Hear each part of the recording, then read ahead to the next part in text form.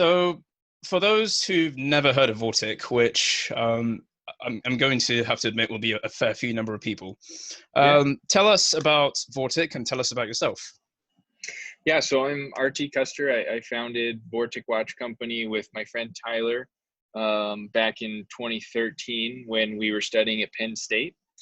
And basically, we are a pocket watch conversion company. We take old pocket watches, which use the word salvage. We salvage movements, dials, and hands of American pocket watches and turn them into one-of-a-kind wristwatches. Yeah.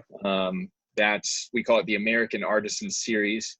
And that's our core product, our product that we launched on Kickstarter back in 2014, and what we've made since. We do other things. We have services. We can, take anyone's grandfather's or grandmother's pocket watch and turn that into a wristwatch as a service, which is a significant part of our business at this point. People love that. But that's what we do. It's pocket watch conversion, and we built our whole company and brand around it. Yeah. And it's been really successful for us. And your background is in engineering? Yeah, industrial engineering for me. Tyler was a math major. I do at this point all of our sales, marketing, finance, customer service kind of stuff. And Tyler, funny enough, does most of the engineering. And he runs our CNC machines, does all the CAD design, and then helps me manage the rest of the team that actually do the building, assembly, quality assurance, shipping, etc. And I think you've got either watchmakers working directly for Vortic or watchmakers under contract, or? Yeah, so our business is set up fairly simple. Here in this building, we have 3 CNC machines and a lathe. So we make all the metal components for the case engineering systems, cases, crowns, buckles, all that stuff here. We do the final assembly here. We have a clean room in the back where I have 2 associates that, we call them our watchmakers. They actually build the watches here. From a traditional watchmaking standpoint, we have 3 independent contractors that they like to say they've been restoring pocket watches longer than I've been alive, which may be accurate for a couple of them. Yeah. And they're in different parts of the country, and basically we ship them pocket watch movements. They restore them, send them back to us. I'm in the market to hire at least 1 watchmaker here to do that restoration here. But unfortunately, with the COVID stuff and everything, it's been really hard to even interview people at this point. And so we do plan to bring more watchmakers here. I have the space for it, and we have the tools now. And then we have 2 other associates that work with us that help me with sales, marketing, customer service, besides my business partner, Tyler, who actually runs the CNC machines here and does the design work. Yeah. So talk to me about the restoration side of the actual pocket watch movements. So how do you source your movements, and what other steps you take to make them serviceable watches? So the watchmakers that we work with, like I said, they've been doing it really long time. We take an old pocket watch, mostly just the movement dials and hands, because most of the antique pocket watches, they get scrapped for the gold or silver of their case. Yeah. And so we get just the guts of them. The watchmakers completely disassemble each movement. We try to keep everything all original. We try to use all original parts as much as we can. Yeah. The parts that we end up having to replace are mostly springs, mainspring, hairspring sometimes. Yeah. We try to find ones that have intact balance staff, because they end up, if it's an original balance staff, they just function a lot better overall. Yeah. If we have to, though, we have the capability of manufacturing modern balance staffs to replace the antiques. And then there's also new old stock parts that we try to use as much as possible. But, industry calls it an overhaul. I like to use the word restoration, because we're not just cleaning and polishing. We're trying to keep it all original and do it the right way. Yeah. But we do that service, or the overhaul and restoration of the movement. And then same thing with the dial and hands. We try to use all original dial and hands to that piece.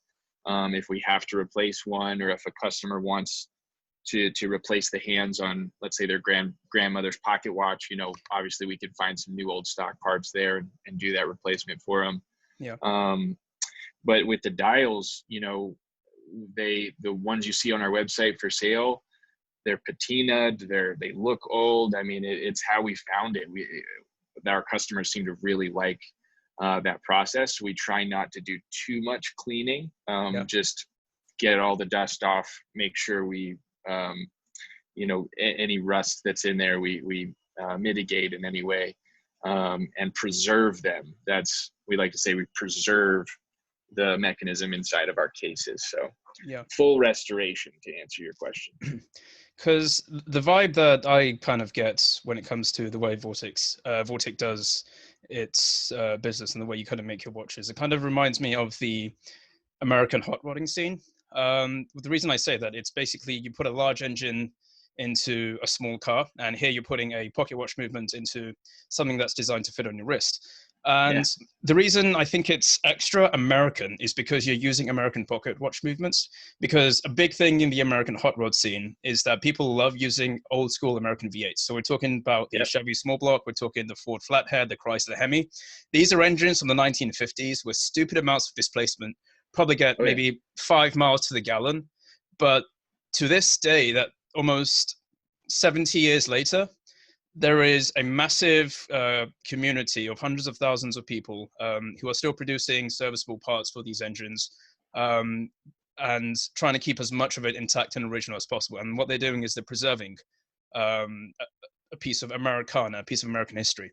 And I see a lot of flack online when it comes to kind of vintage watches in terms of bringing them back to life, but obviously you're not going to find the original parts. And the main reason that you find the kind of movements and the dial just kind of by itself is because, as you've said, people scrap them, scrap the cases, because the cases are usually made of gold or silver or whatever.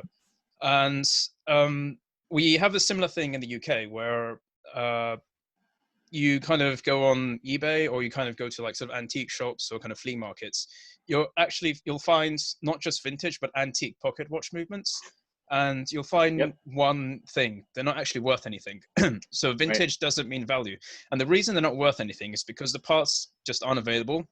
And the only people who buy them, unless they've made by a known watchmaker, which is very, very rare, the only people who buy them are just like hobbyist watchmakers who'll buy an old pocket watch movement to take apart. If they break it, who cares? It costs them a few dollars equivalent. And and I think it's a good thing to see examples of American ingenuity and, I think, micromechanics being kind of brought back to life. Otherwise, what you also have is I don't know if you've been to Etsy or eBay, and you'll find just random bits of jewelry made out of old pocket watches and old wristwatch movements. And for me, I find that somewhat sacrilegious. And the reason for that is because before you had automated machining, the amount of effort it took to make a single balance spring, the amount of effort it takes to kind of produce a single set of gears and so forth that you find within a watch, like it was ridiculous. And like, this is proper human spirits, like embodied in tiny bits of metal. And but yeah, it's because there aren't people around to restore them, and so instead they just end up as random bits of jewelry, but not restored bits of jewelry. They just get taken apart, the balance springs are removed, and oh look, here's a tiny little gear that looks nice, and they'll be made into cufflinks or whatever. So I've always found that a little bit kind of iffy, but it's just I think they call it steampunk jewelry.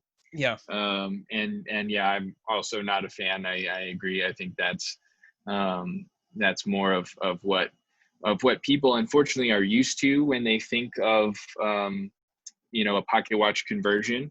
I think a lot of I got a lot of feedback when we started Vortic that we were doing it the right way, and then a lot of people who have done pocket watch conversions before maybe weren't doing it the right way, or weren't going all in. And so we really decided that if we're going to do this, and if our tagline, if our mission is to preserve American history, Yeah. then we have to make our cases worthy of the word preserve, you know. And so that's what we try to do. And to your point, I'm one of the only people in the United States that buys pocket watches, especially loose movements without their cases, in bulk.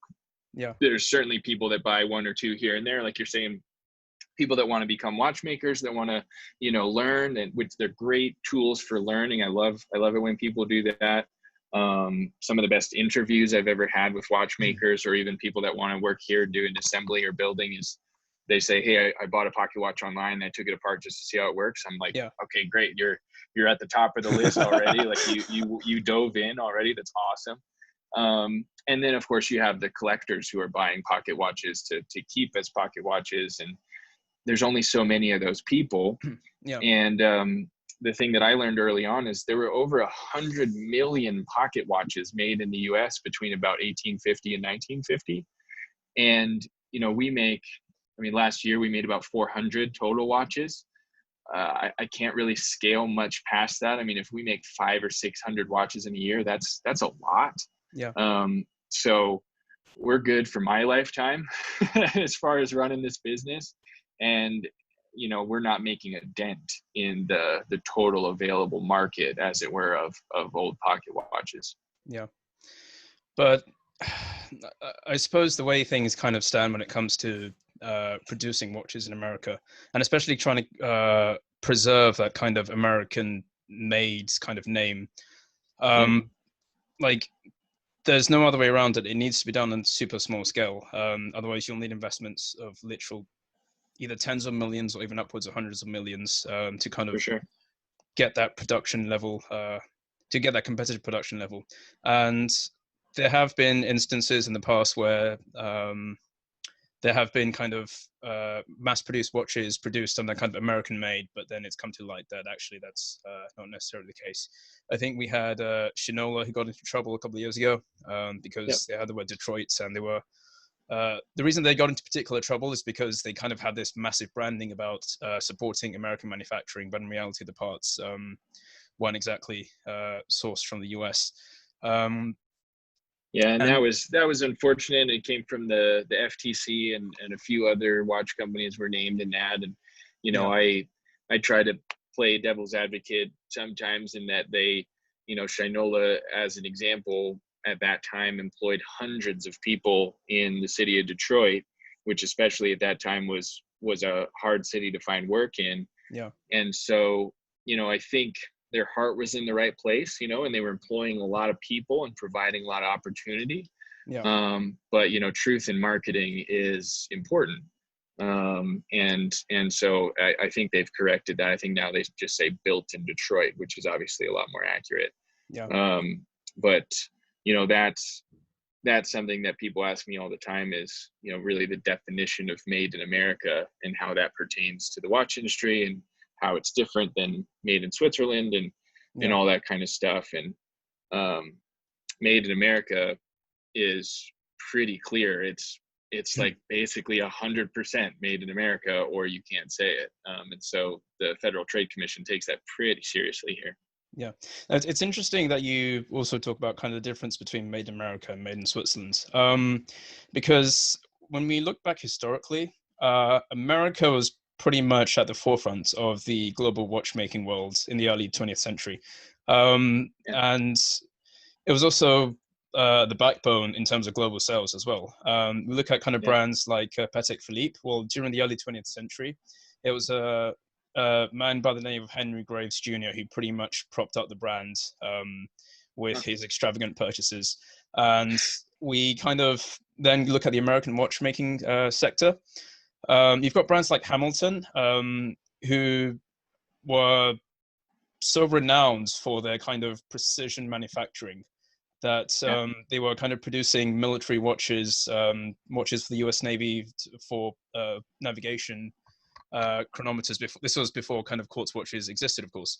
Yeah, for sure. And I think a funny little story that kind of always makes me kind of laugh is there was a material, I think it was called Elinvar or something, which is like a, it For was the used for, mainsprings, yeah, it was Ellen used for the bar. Yep. mainsprings, yeah.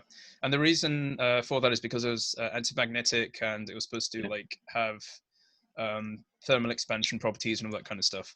And so that was, I think, primarily used by the Swiss. And so Hamilton as a brand, they licensed the uses of it.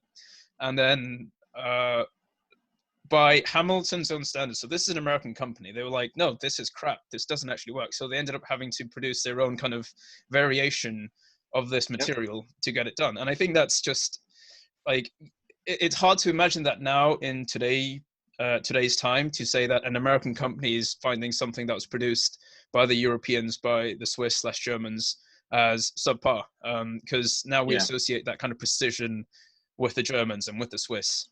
Um, Yeah, and for me, one of the best things about my job is learning the history and all of this stuff, and I love the stories of history and research it all the time. And I think one of the biggest things that I've learned about Hamilton in particular, and when people ask me about that antique pocket watch brand, yeah, I like to talk about them because I actually grew up just down the road from Lancaster, Pennsylvania, where they were founded. yeah, My dad lives in Hamilton Park, like walking distance to the original factory. And so it's kind of close to my heart there. And one of the reasons we started the company. But I always say they were basically, when you think of nowadays, they were the closest to like the Rolex of America yeah, in terms of manufacturing. Mostly what I mean by that is a fully integrated vertical supply chain. So Hamilton made almost everything in Pennsylvania, like as much as they could. And like you said, they did a ton of research and development trying to make everything better. The other company that's worth noting, if like getting into like manufacturing and comparing it to the Swiss, is Waltham.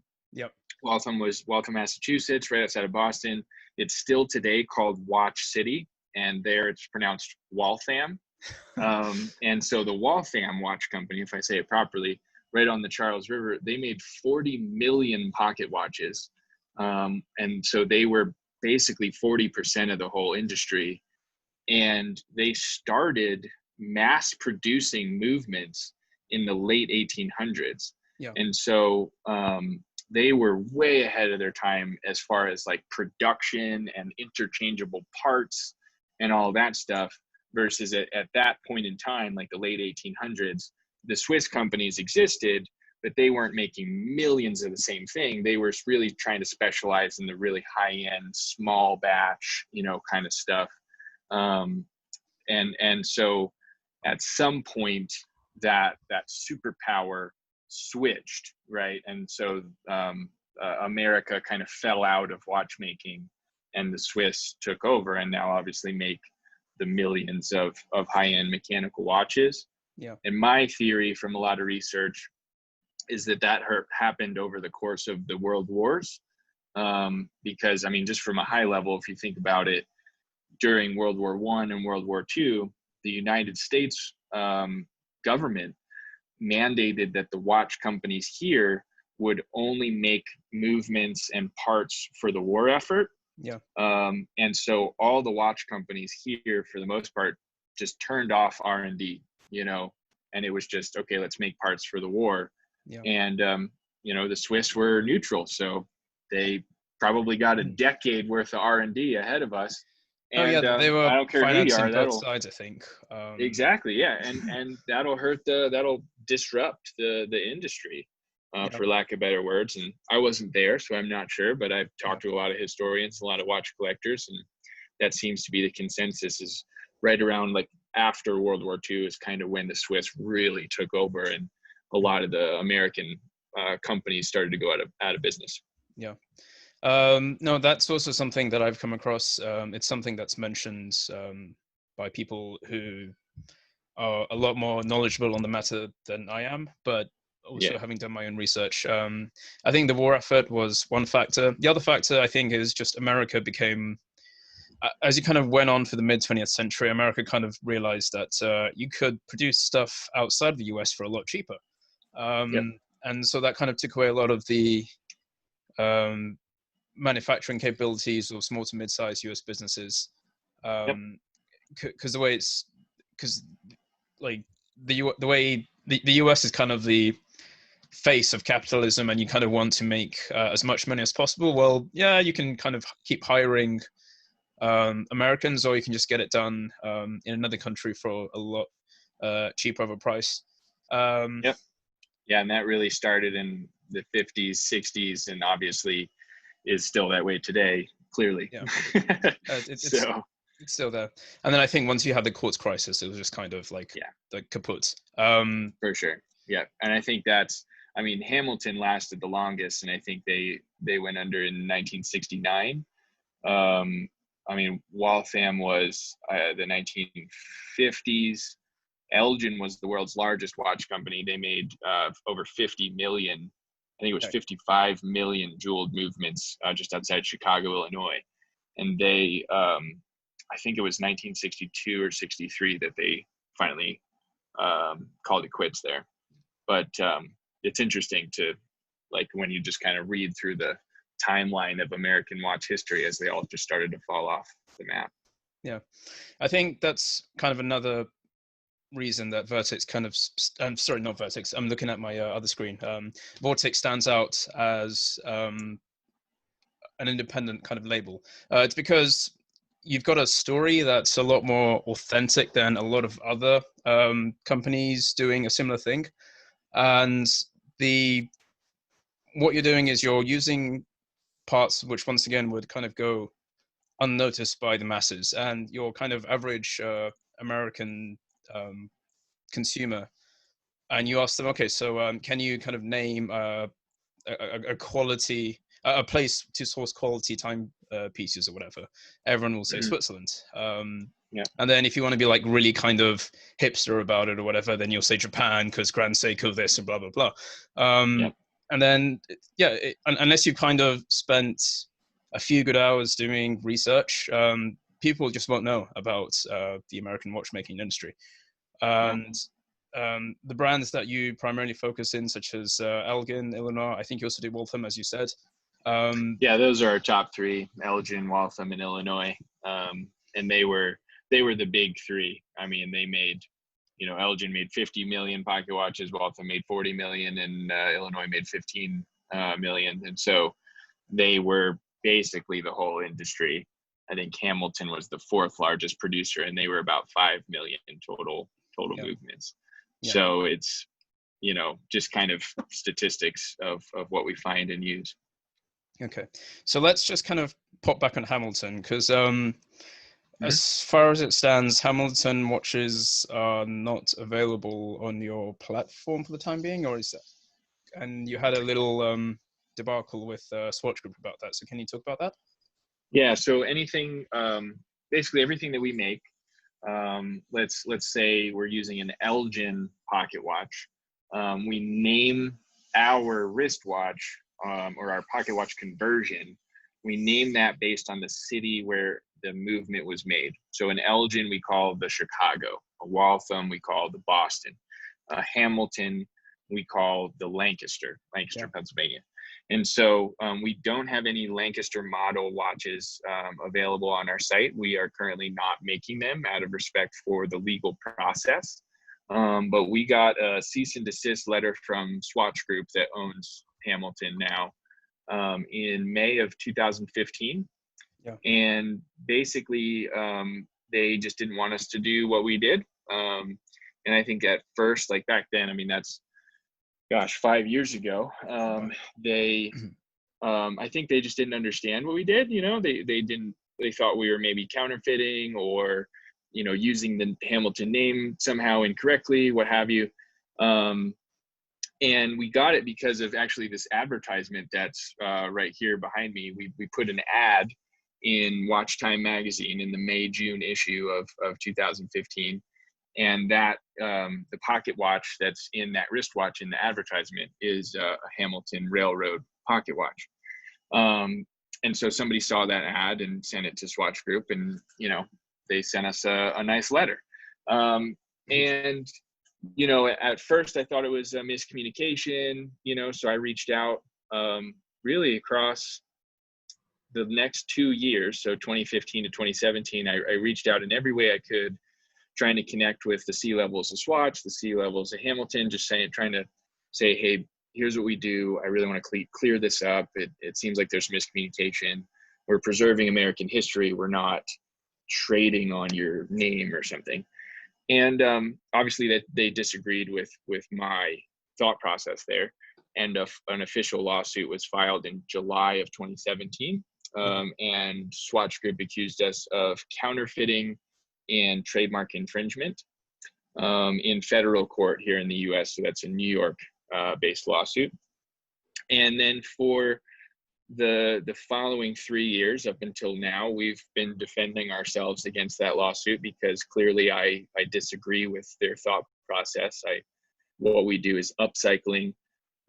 It's protected, in my opinion. I'm not an attorney, but it's protected under what's called the first use doctrine, which means it was a pocket watch. We turned it into a wristwatch. We changed the use case completely. It's also protected under just fair use in terms of if the customer knows what they're buying and they're not confused, then there shouldn't be an issue. And then finally, we consider what we do art. And in the US, if you're making art, trademarks kind of go out the window. You can take a Coca-Cola bottle and turn it into a lamp, and Coke isn't going to sue you. They can't if it's art, right? And so it's a lot more complicated than that. I'm keeping it really high level across. I mean, it's 5 years of legal conversations at this point. And it all came to a crux on February 19th, 2020. I was in New York City, stood on the, at trial, hand on a Bible. I swear to tell the truth and nothing but the truth in front of the judge. And I went through our entire story and history and what we do in front of a federal judge. And we properly defended ourselves. And pretty much everyone that was in that courtroom agreed that we won and there shouldn't be any issue. But unfortunately, that we're just waiting for the judge to send her ruling. We think she's writing a really long document because this case will set a whole bunch of precedent for pocket watch conversions, upcycling, all kinds of stuff. And I think the judge understands that. And so she's really taken her time writing the ruling. And then, of course, COVID happened and all that stuff. So I'm sure it's just taking extra time. But we hope to find out. We could find out any day. But at this point, we're just waiting for the judge to tell us what happens next. If we won, if we lost, if we tied. A lot of options, a lot of things that could happen. But for now, we're just, I maintain we've never and never will do anything wrong. And so we're just here making watches. And to come back to your question, there's no Hamilton pocket watches turned into wristwatches on our website, literally not because it's wrong, but because we're respecting the legal process and just waiting for the judge to tell us that it's not wrong. I think, because you mentioned fair use, and I think, I'm not an expert, but I think under fair use, anything you produce has to be transformative. And I think what distinguishes what you're doing compared to modern Hamilton is that you're not piggybacking off the modern Hamilton name. You're trying to showcase the old Hamilton, the proper Hamilton. You're using the original movements, the original dial, and the case design that you've incorporated looks nothing like the current kind of Hamilton product line. And if anything, when people think of modern Hamilton, they're not thinking of historical pocket watches. They're thinking of just the car key. That's the backbone of the Hamilton brand. That's all they sell, pretty much. Well, and they don't make anything this big. This is a 50 millimeter watch. It's pretty evident of what we do. There's certainly a lot of facets to it, but yeah, I agree with everything you just said.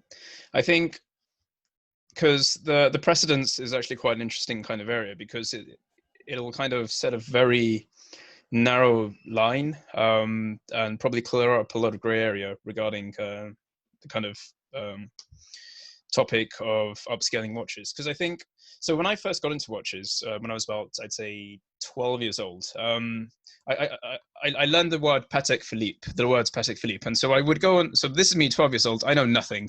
I go on eBay and I write the word Patek Philippe. And the first thing I do is on the filter, I go price lowest first. And this is back in 2013 or 2012, whatever. So you go all the way down the sort of price lowest first. And what you would actually see was these upscaled Patek Philippe pocket watch movements or old Yeah. women's watches that were then put in these, they called marriage timepieces. Yep. And you won't find them now because Patek Philippe's lawyers have basically scraped the internet of them. But the Yeah. difference between those kind of watches and what Vortic is doing is because those watches which are being sold, they were kind of under the guise of dress watches. They were trying to sell off the existing Patek Philippe name and branding.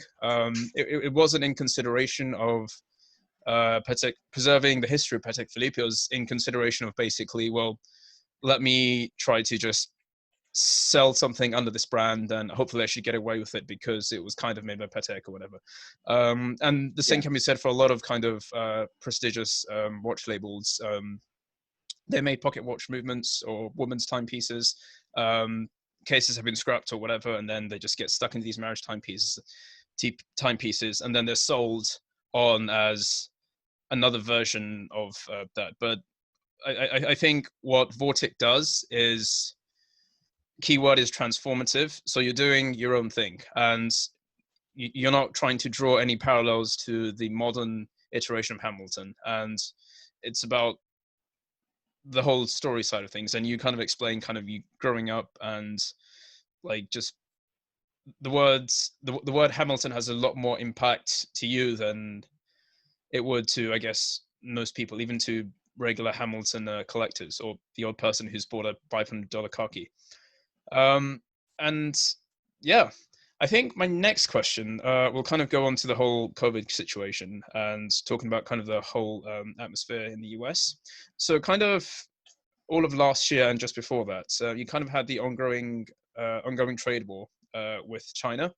And what that did was kind of put a lot of pressure on US businesses because by increasing all those tariffs, production and buying parts and all that kind of stuff, that became very, very difficult because margins in a lot of areas are tight. And if you increase it by a few percent, that's a massive blow to businesses.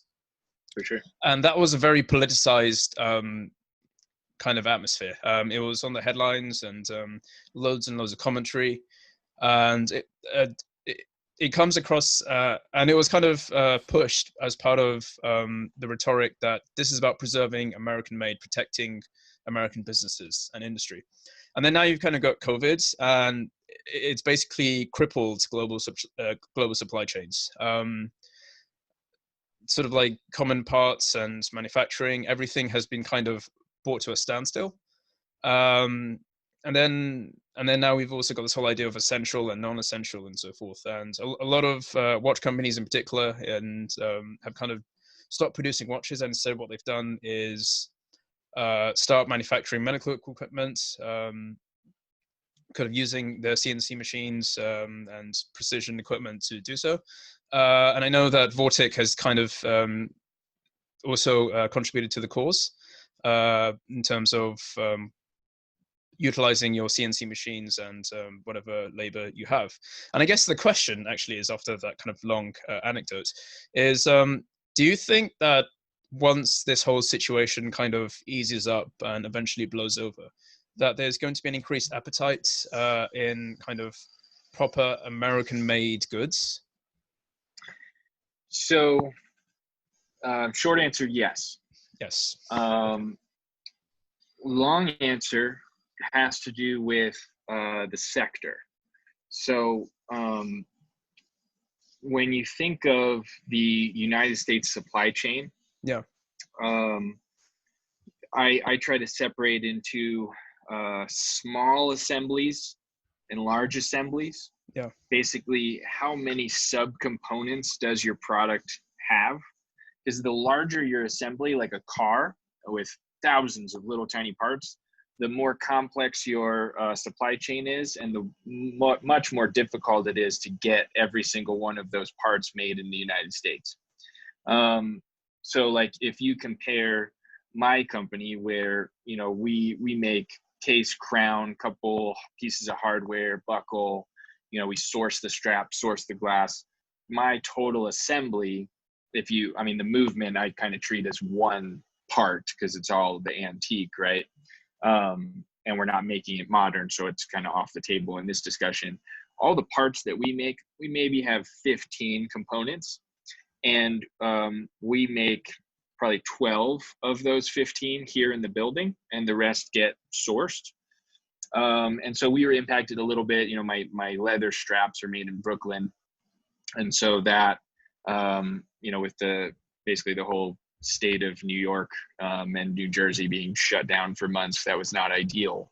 Yeah. But that's the thing that hurt us the most, and that was very minimal in you know, total harm to us as compared to somebody like, let's say, Tesla, who has, you know, Elon is trying to source all these things from all these places and call the car American made. And there's so many different components that have to come from so many different countries and get assembled in several different production facilities in different states with different levels of shutdown.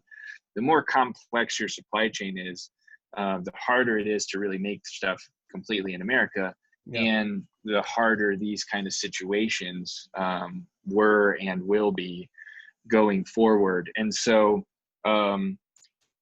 getting back to your question, I think the consumers are going to do what the consumers are going to do. They're going to make a buying decision based on the quality of the product and the price point of the product.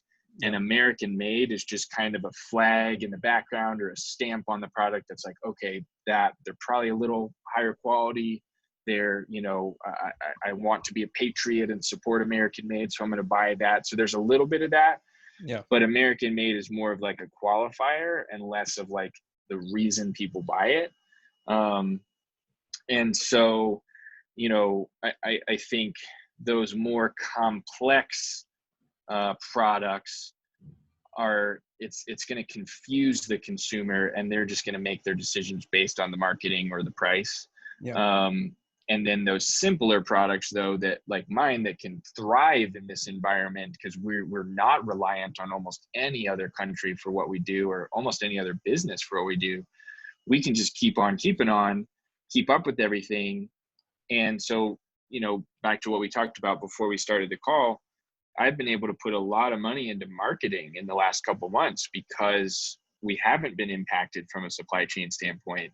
And so we're coming out of COVID in a very strong position, from a sales standpoint and a financial standpoint, versus other companies like a Tesla or like, you know, Ford and, you know, companies that make really complex parts.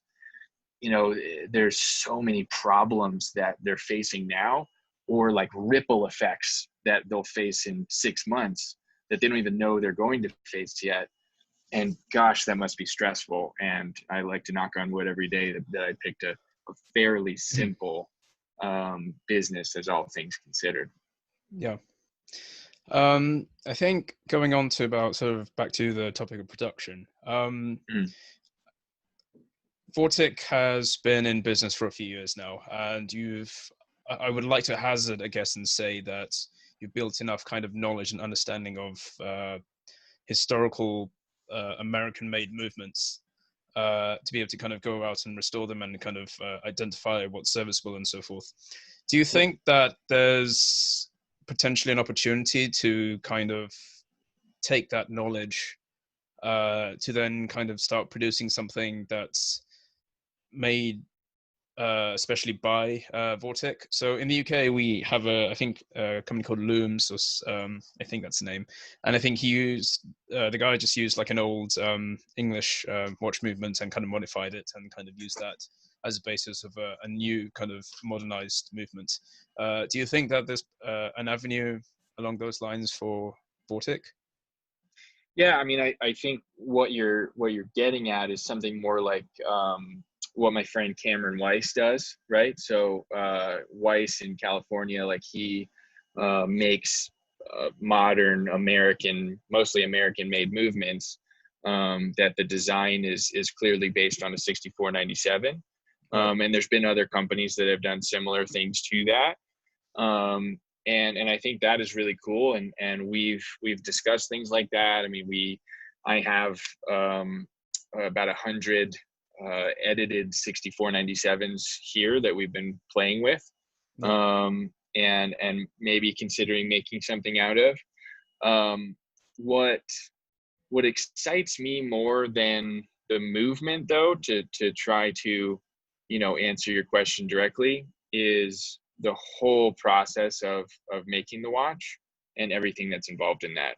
Whereas like if Vortic has considered, manufacturing a modern movement, or anything like that, we've certainly considered it. That I think there's two companies who have come close or have done basically that now, and it's Cameron Weiss in California, based on a 6497. Yeah. And then you have RGM. Yep. You have to mention RGM in any conversation about American movements.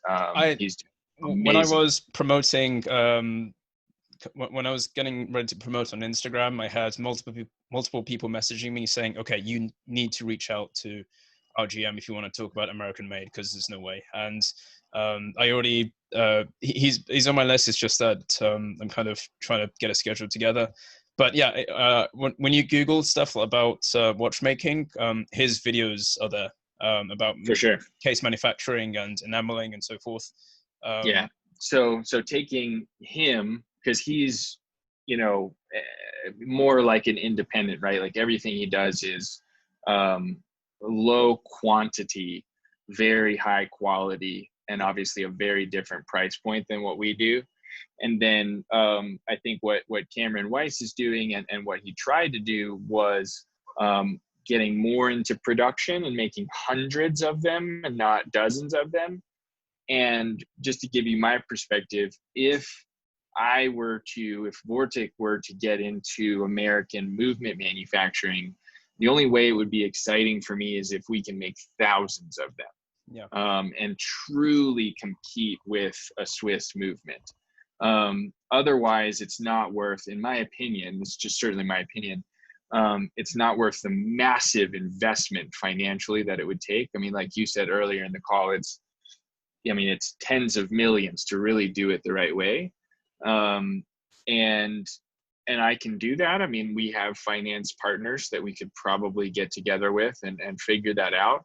Yeah. It's just, for me, it's at what cost, is the end consumer really going to spend more on it? Or are we going to have to undercut the Swiss price, which is constantly getting lowered, and then of course you have Miyota coming out with all kinds of very affordable, amazing quality movements. Yeah. So it's kind of, to answer your question more directly, currently it's a game I don't want to play.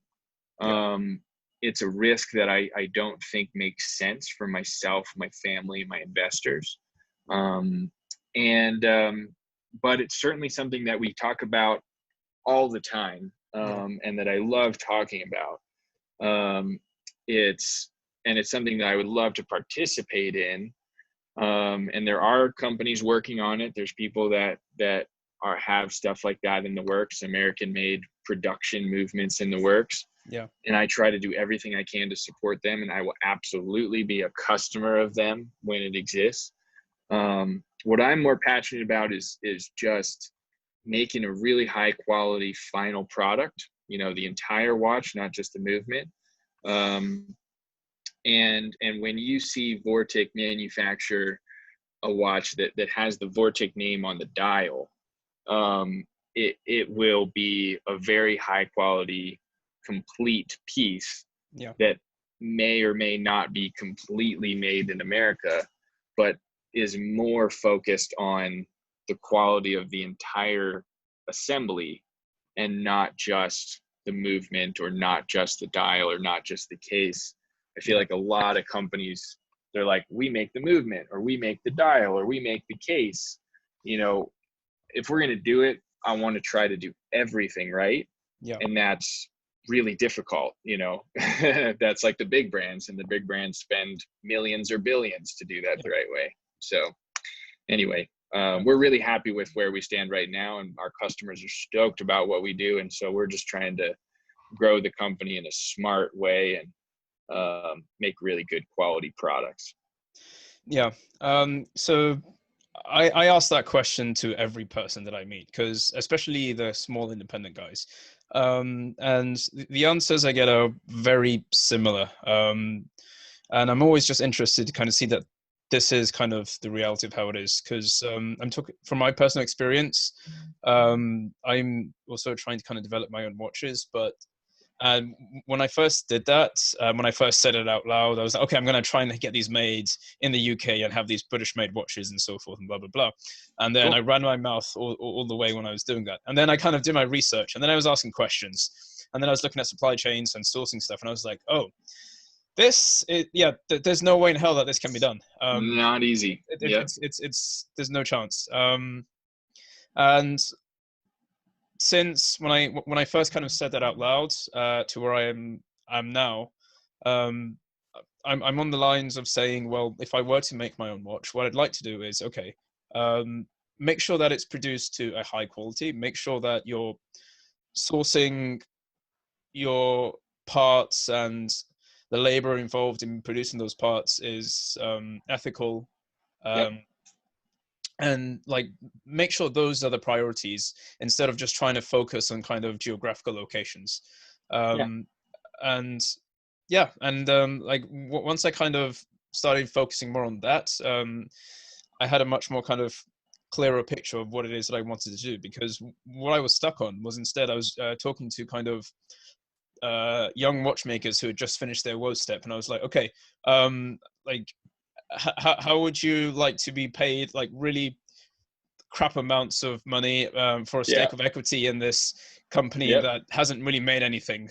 That was my pitch, and in retrospect, that is some of the dumbest things I've said. But it's a hard pitch. I've made that pitch many a time. And you know, whether it's American made or made in Great Britain or made in Switzerland, it's always kind of the same issue, and it's like, it's at what cost? Yeah. And you really have to focus on the consumer. Like, what is the customer going to part with their hard-earned dollars and buy, right? Yeah.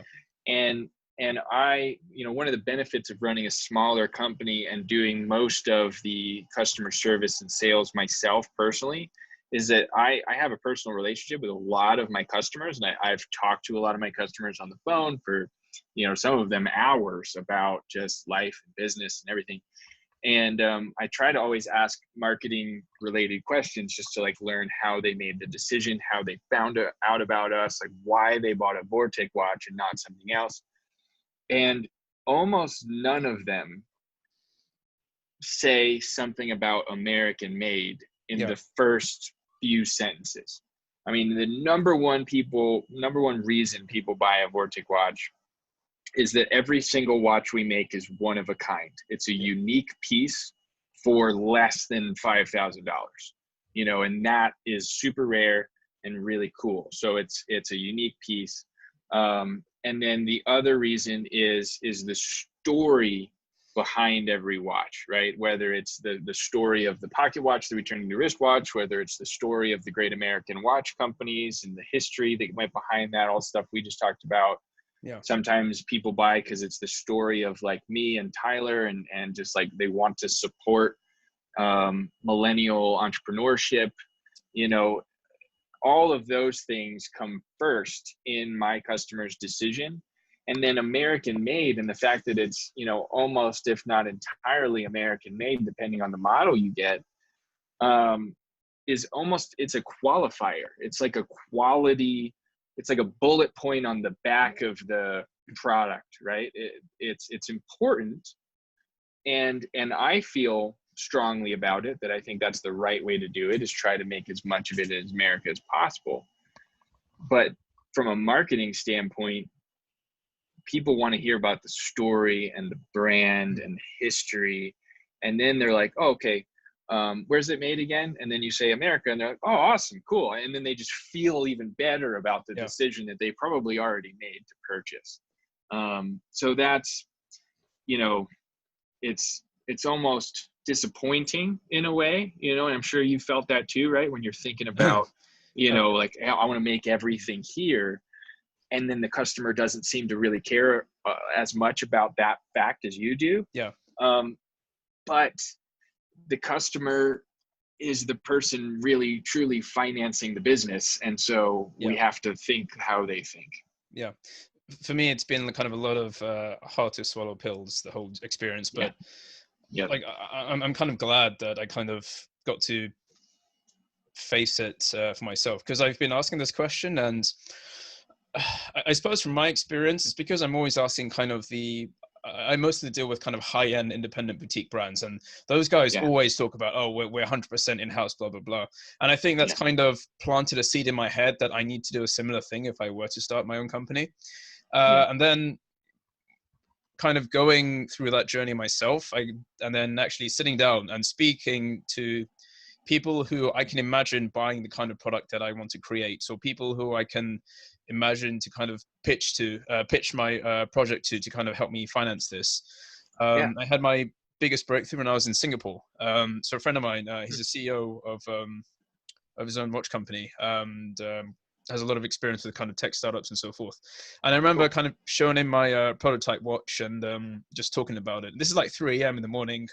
We're just like eating stone cold pizza, and I'm just in my pajamas. So I was staying over at his house, and like I, at first it was like, okay, yeah, this is pretty cool. And then I kind of talked about my project ideas and how I wanted to market it, and I talked all about being all generation Gen Z, and I talked about kind of made in the UK, and he Yeah. basically ripped me a new one. He was asking me all these really difficult questions, and I couldn't answer them, and I was just like, Yeah. and like, and it stung for the next few days. Like it was always on the back of my head, because I had come in thinking that I produced this amazing product. I've got this unique concept. It's so cool. And like I spoke to a few close friends, and they were all praising me for it. I was like, yep, like loads of energy, and getting really excited. And then you kind of speak to just one person who's got an objective view on it, but he's got an awful lot of experience. And yeah, I got torn apart. But like the next morning, when we were having coffee, he was just like, yeah, it's tough love. Like the advice that I've given you, like if you were to get it done from someone else, you'd like, I've just given you a massive shortcut by just telling you how it is at the very beginning. Yeah. Yeah. 100%. And that's, I always tell, most of my friends are entrepreneurs. They run different businesses, mostly outside the watch industry. And one of the best things about running a watch company is that we make something that you don't need. And it's such a simple fact, but it's the point of why I say that is, if you want to start a watch company, you should do it because it should be fun. It Yeah. shouldn't be stressful. Like, we're not saving anybody's life. Yeah. I deemed myself essential here as a manufacturing company because we can make all kinds of other stuff. But in the grand scheme of things, a watch company is not essential when it comes to like healthcare and all that stuff.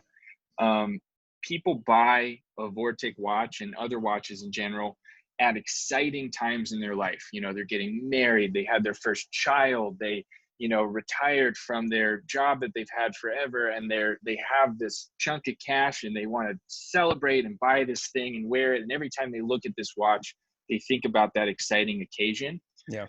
I almost never have to have a hard conversation with a customer about anything for any reason.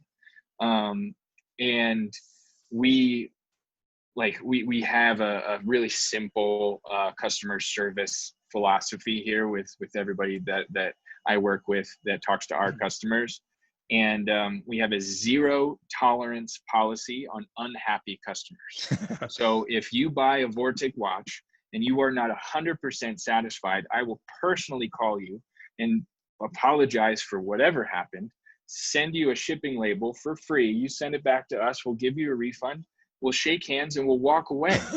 and that is totally fine, because that's not, I want to run a business that's happy and positive and celebratory. It shouldn't be stressful. You shouldn't have to stress about like, oh, well, the hairspring, I can't get made in the UK because of X, Y. Like, Yeah. that level of stress is going to eat away at you forever for, in my opinion, no reason. Yeah. So that's usually the advice I get. People asking me like, hey, I'm gonna launch a Kickstarter and start a watch company, all that stuff. And I try not to give too much advice, because I'm certainly not an expert by any stretch, but I've done it for 6 years, right? And so I try to just say, make sure you're starting it for the right reasons, and make sure you're going to have fun. Otherwise, do something else that's more fun. You know, that's we're only on this planet one time. You gotta be here. You gotta have a good time.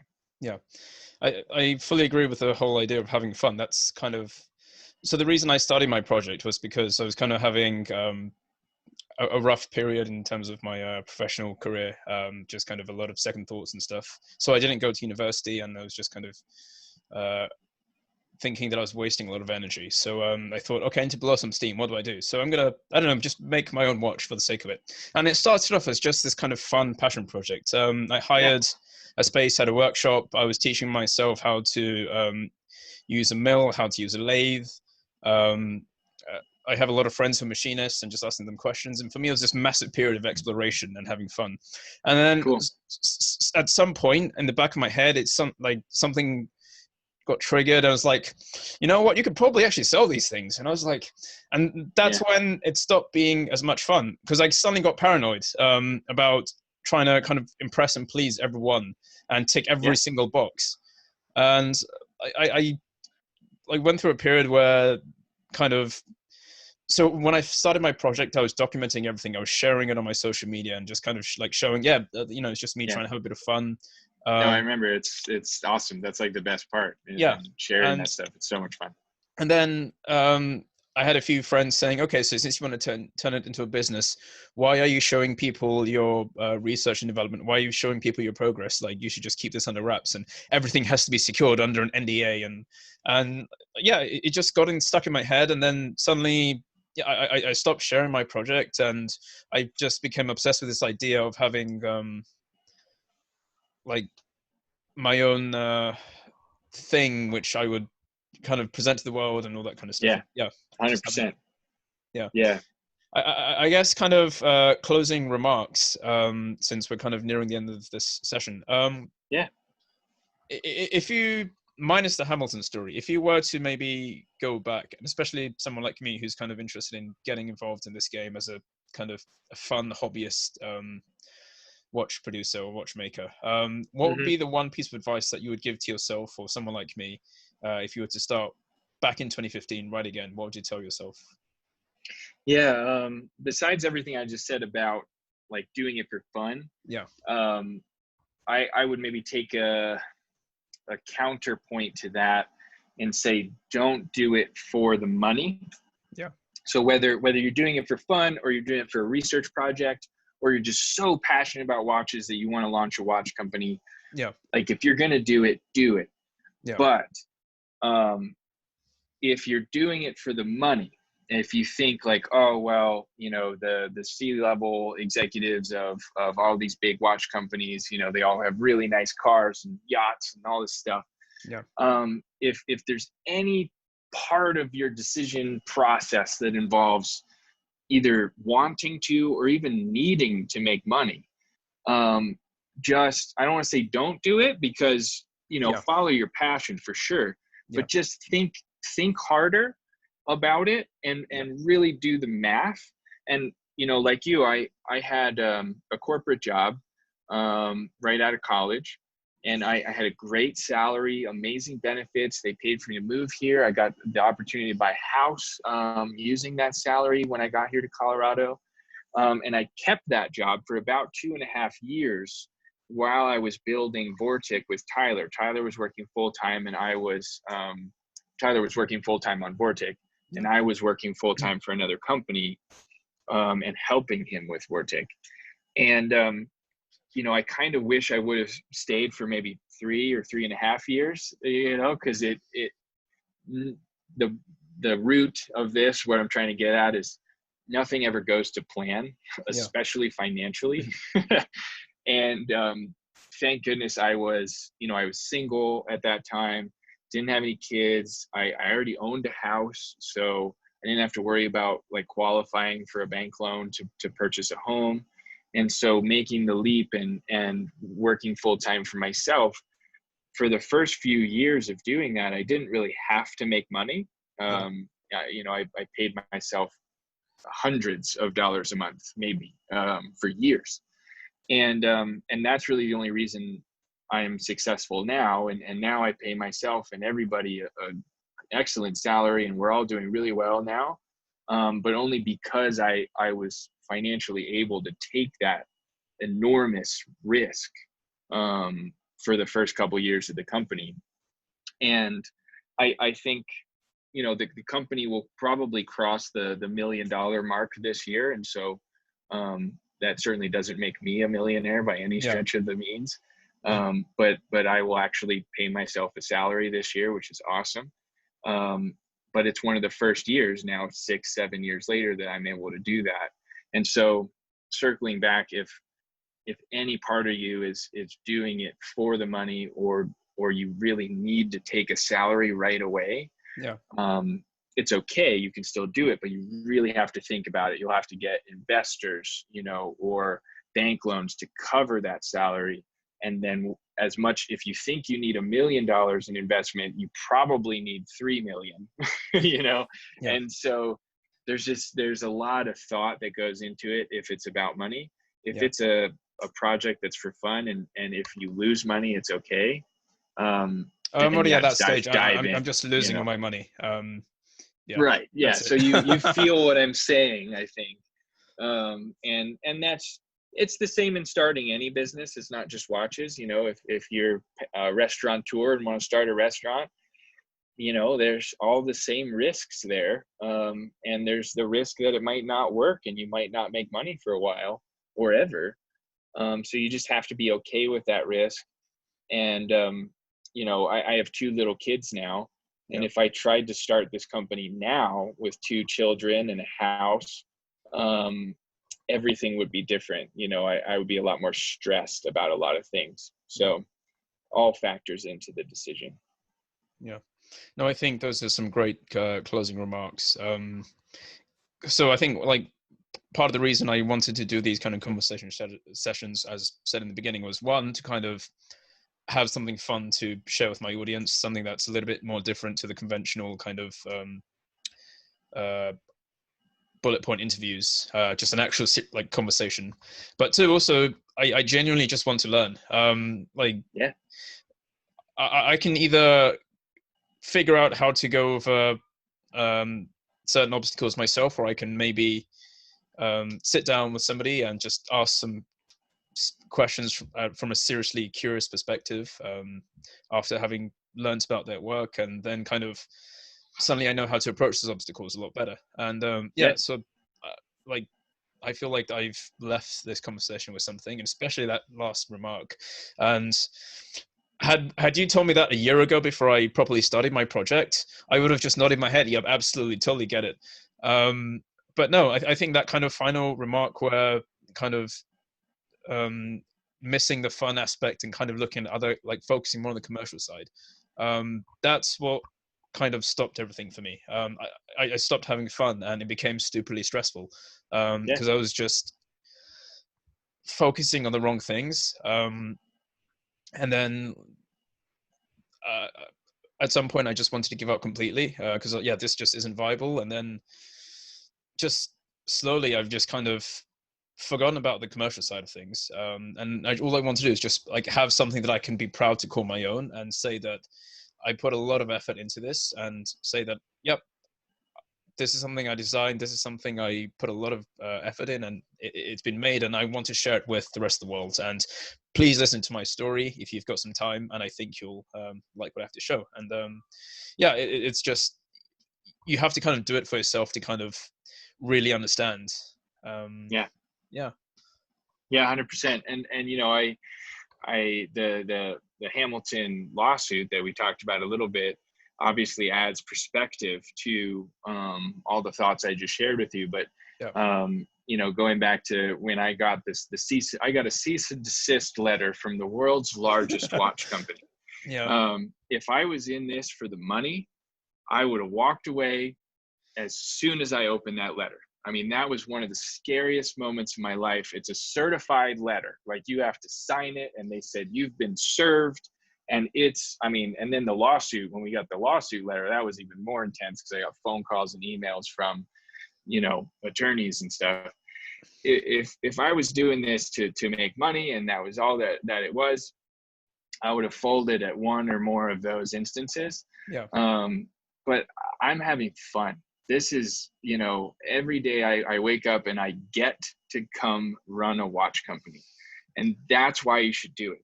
Yeah. If not, then don't do it. Do something else. Do something that when you wake up, I get to go do this today. That's amazing. That's what we all should be searching for.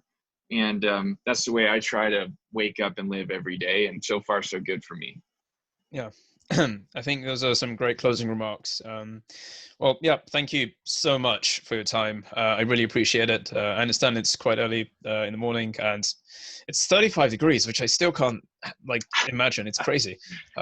It's quite warm, but hey, anytime, and you know, certainly keep in touch like we have been. Yeah. Hopefully, you know, whether it's Basel or whatever the next trade show is, you know, next time we're in the same region or city, Oh yeah, let's get together and chat again, because absolutely. I loved our time in Basel. It was awesome. Great stuff. Well, thank you so much. I can imagine you'll be quite busy for the rest of the day, so I think we'll bring this conversation to an end. And Yeah. hopefully, to the people watching this on YouTube, I probably should mention something about subscribing, but I don't really care. I'm just doing this for fun. So right here. That's all you have to do. Yeah, point down, link in subscribe. below or something. I think it's Yeah, this there way. But you yeah, go. Yeah, yeah, one of those. great stuff. Yeah. Well, thanks so Cool. much, Artie, and yeah, have Absolutely. a great rest of the day. Thanks. You as well. Talk to you soon. Bye.